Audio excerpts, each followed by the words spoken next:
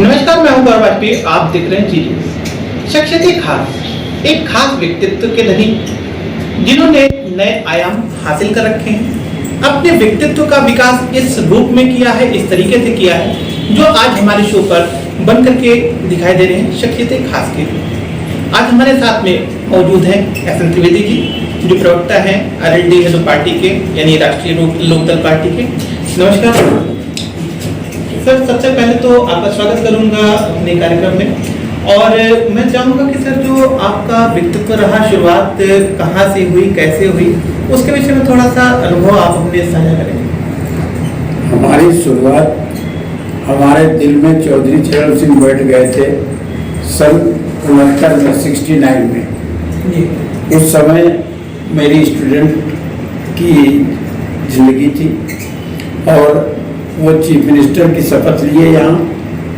उसके बाद चौक कोतवाली में पहुँचे शाम को, एक टूटी सी साइकिल लेकर के और गंदा सा कुर्ता और धोती पहन के। वहाँ पर उन्होंने मुंशी से कहा कि हमारी भैंस खो गई, रिपोर्ट लिखानी। मुंशी ने कहा कुछ लाए हो? तो कहने साहब भैंस खो गई है और वही इतनी कीमती, और हम कहाँ से कुछ लाएं, गरीब आदमी। तो कहने बड़े दरोगा जी से शिकायत कर दो। बड़े दरोगा जी के पास गए चौधरी साहब। तो चौधरी साहब से उन्होंने कहा कि अरे 150 रुपये दे दो बड़े मुंशी को, रिपोर्ट लिख लेंगे। तो कहेंगे नहीं साहब, है ही नहीं है। तो कहेंगे आज तो गरीबों के मसीहा मुख्यमंत्री हो गए, फिर भी आप लोग पैसे की बात कर रहे हो। तो उन्होंने कह दिया इंस्पेक्टर ने कि जाओ फिर चरण सिंह से शिकायत कर दो जाके। तो कुर्सी खींचा और बैठ गए। कल टेलीफोन ला, मैं खुद चरण सिंह और तुरंत आईजी डीआईजी सबको तलब कर लिया कोतवाली में, और सिपाही से लेके इंस्पेक्टर तक सब सस्पेंड हो गए। 1 घंटे के अंदर दूसरे चार्ज हो गए। ये शासन का तरीका देख करके हमारे दिल में चौधरी साहब बस गए थे। और मैंने जब राजनीति शुरू की तो राष्ट्रीय लोकदल की राजनीति शुरू की, चौधरी साहब के पद चिन्हों पर चलने की राजनीति शुरू की, चौधरी साहब की नीतियों को अंगीकार करते हुए मैं आगे बढ़ा। सर, इसमें जो राजनीतिक पार्टियां हैं, भिन्न भिन्न प्रकार की है, जो मतलब अपनी राजनीति करती हैं, लेकिन किसानों के मुद्दे पर जैसे कि आरएलडी ने बढ़ चढ़ करके हिस्सा लिया, अपने को मतलब एक लड़ाई लड़ी है किसानों की। तो अभी हाल में ही लखनऊ आने की संभावना जताई जा रही है कि वहां पर जैसे दिल्ली में है तो जो एक बिल्कुल चक्का जाम कर दिया गया था, रोडें जाम थी, सारी चीजें दिल्ली बंद कर दी गई थी। उसी प्रकार से लखनऊ की भी योजना बना रही, तो उसमें भी कुछ आरएलडी अपना सहयोग प्रदान करेगी क्या? देखिए, राष्ट्रीय लोकदल ने या चौधरी साहब के अनुयायी लोगों ने हमेशा किसानों की बात की है। किसान सर्वोपरि है। ये कृषि प्रधान देश कहलाता है। कृषि प्रधान देश में अगर किसानों का सम्मान नहीं किया जाएगा तो किसका किया जाएगा? बाकी भारतीय जनता पार्टी रही, कांग्रेस रही, इनका कल्चर ये है कि जब चुनाव आता है तब किसान और मजदूर की बात करते हैं, लेकिन उसके पहले किसान से कोई मतलब नहीं, मजदूर से कोई मतलब नहीं। राष्ट्रीय लोकदल और चौधरी चरण सिंह की अनुयायी, हमारा कहने का मतलब ये है कि जैसे माननीय मुलायम सिंह यादव हैं, चौधरी साहब के अनुयायी हैं, उन्होंने वो भी लोकदल के प्रदेश अध्यक्ष थे और उनके साथ भी मेरी राजनीति रही है। मैं तब भी लोकदल में था, आज भी लोकदल में हूँ। उन्होंने भी किसानों की बात रखी। यही कारण है कि राष्ट्रीय लोकदल और समाजवादी पार्टी का गठबंधन भी फाइनल है और हम मिलकर के चुनाव भी लड़ रहे हैं। अभी जो जिला पंचायतों के चुनाव हुए उसमें भी हमारा और समाजवादी पार्टी का गठबंधन रहा है। उस गठबंधन के आधार पर हम चुनाव लड़ रहे हैं। अभी सर हाल में ही चुनाव होने हैं, उनको लेकर के कितनी क्या तैयारियां हैं और क्या मतलब भविष्य में क्या कुछ गठबंधन की तरफ भी कुछ रुख है आपका? राष्ट्रीय लोकदल पार्टी करेगी? राष्ट्रीय लोकदल और समाजवादी पार्टी का गठबंधन फाइनल है।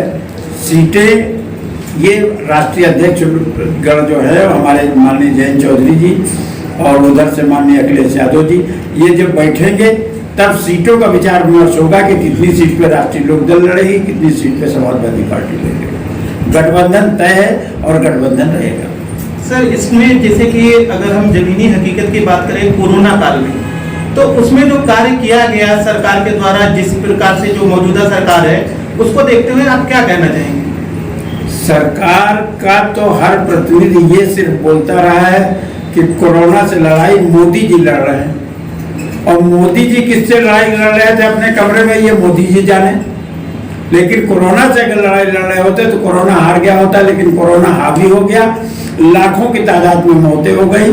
आज बड़े शर्म की बात है कि लोकसभा में मोदी साहब के स्वास्थ्य मंत्री ये बोल रहे हैं कि ऑक्सीजन की कमी से कोई मृत्यु नहीं हुई, और जब विपक्ष ने हंगामा मचाया रिपोर्ट राज्यों से मंगवा लीजिए, तब आज राज्यों से रिपोर्ट मांगने की बात हो रही है कि हाँ तुम्हारे यहाँ कितने मरे, ऑक्सीजन की कमी से तुम्हारे यहाँ कितने मरे। जबकि मैं समझता हूँ उत्तर प्रदेश नहीं पूरे देश का ठेला खोमचे वाला और गरीब अपर मजदूर भी यकीन करने के लिए तैयार नहीं है कि ऑक्सीजन से लोग नहीं मरे, जबकि मोदी जी यकीन कर रहे हैं, मोदी जी के स्वास्थ्य मंत्री यकीन कर रहे हैं कि कोई भी मृत्यु ऑक्सीजन की कमी से नहीं हुई।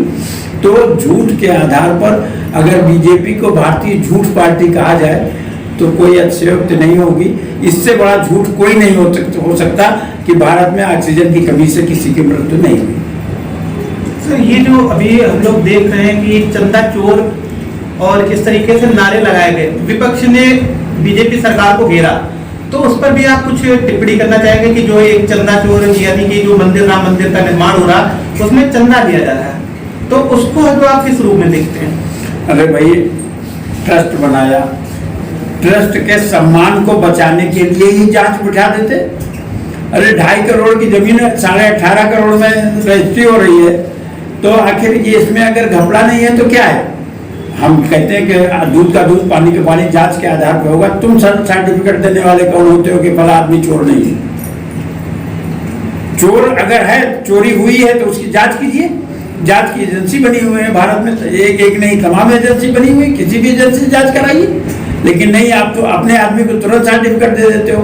और विपक्ष में अगर एक आदमी बिल्कुल सही भी है और हल्के से किसी ने कह दिया कि उसने ऐसा किया है, तो आप उसको घेरे में ले लेते हो, उस पर मुकदमा कायम करा देते हो, उसके ऊपर जांच बिठा देते हो। ये कौन सा तरीका है? आखिर बात रामराज्य की करते हो। रामराज्य वो था जिसमें शेर और बकरी एक घाट पर पानी पीते थे, लेकिन आप सत्ता को दूसरे तराजू में बिठा के रखते हो और विपक्ष को दूसरे तराजू में अलग रखते हो, उसको गिरी हुई दृष्टि से देखते हो और जनता के अंदर उसकी आलोचना करना पसंद करते हो। अपने गिरेबान में झांकने का प्रयास भारतीय जनता पार्टी के बैठे हुए लोग कभी नहीं करते। 2022 में राष्ट्रीय लोकदल पार्टी जो है किन नए मुद्दों के सामने जनता के सामने आएगी? राष्ट्रीय लोकदल किसानों के मुद्दे पे आएगी, राष्ट्रीय लोकदल मजदूरों के मुद्दे पे आएगी, राष्ट्रीय लोकदल बेरोजगारों के मुद्दे पर आएगी, राष्ट्रीय लोकदल आम जनता के मुद्दे पर आएगी कि आम जनता ने भी 70 रुपए किलो पे बिकने वाला कड़वा तेल 200 रुपए किलो में खरीदा है। आम जनता के लोगों ने भी जो 5 रुपए किलो आलू मिलता था उसे 50 रुपए में खरीदा है, और उसी किसान को खरीदना पड़ा जिसने कभी 5 रुपए किलो में आलू बेच करके दिया था सरकार को और कोल्ड स्टोर वालों को, उसको भी 50 रुपए में खरीदना पड़ा है। ये पूंजीपति घरानों का इस तरह का अत्याचार जो आम जनता पे भारतीय जनता पार्टी की सह पे भारतीय जनता पार्टी के संरक्षण में जो हुआ है, राष्ट्रीय लोकदल उस मुद्दे पे चुना। सर, ये जो मीडिया इसको जैसे हम चतुर्थ स्तंभ के रूप में कहते हैं, इसका जैसे हमले हो जाते हैं उसको भी प्रताड़ित किया जाता है, उसके साथ भी राजनीति की जाती है, तो उस पर क्या कुछ कहना चाहेंगे आप? देखिए, मीडिया की पहचान सबसे पहले तो ये समझ लीजिए कि जो लोकतंत्र का चौथा खंभा मीडिया था, है और रहेगा।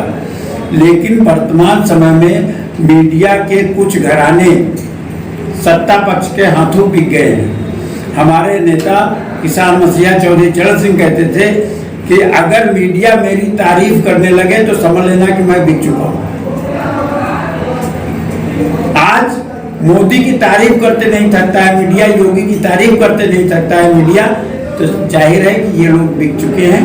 मैं अपने नेता की बात पर ये बात कह रहा हूँ। एक बात, दूसरी तरफ ये कि जो इनके पक्ष में बात करे मीडिया वो तो बहुत अच्छा है, और जो इनसे सवाल कर बैठे वो राष्ट्रद्रोह है, वो देशद्रोही है। ये कौन सी नीति हुई भाई? अरे यूं तो लोकतंत्र में सभी को अपनी बात कहने का अधिकार है, फिर मीडिया तो चौथा स्तंभ है। उस चौथे स्तंभ का ही काम है कि चाहे वो न्यायपालिका हो चाहे कार्यपालिका हो, सबकी समीक्षा चौथा स्तंभ करता है और करता रहेगा। अंत में सर, चलते चलते कोरोना काल का समय चल रहा है, एहतियात और वैक्सीन का भी समय चल रहा है, तो हमारे जी न्यूज़ के दर्शकों से आप क्या कहना चाहेंगे? हम सीधी सी बात ये कहना चाहेंगे कि स्वास्थ्य और सफाई का ध्यान रखिए, ईश्वर में आस्था रखिए, अपने कर्मों पर विश्वास रखिए और साथ में जैसा कि कोरोना की गाइडलाइंस हैं कि मास्क लगाना या सोशल डिस्टेंसिंग का पालन करना अथवा वैक्सीनेशन कराना, इन सब पर भी आपका सहयोग मिलना चाहिए। आप अपनी रक्षा, अपने परिवार की रक्षा के साथ साथ देश की रक्षा का ध्यान रखें और देश की सुरक्षा का ध्यान रखें। तो ये थे हमारे साथ में S N Trivedi ji, cameraman Ahana के साथ मैं गौरव वाजपेयी, जी न्यूज़।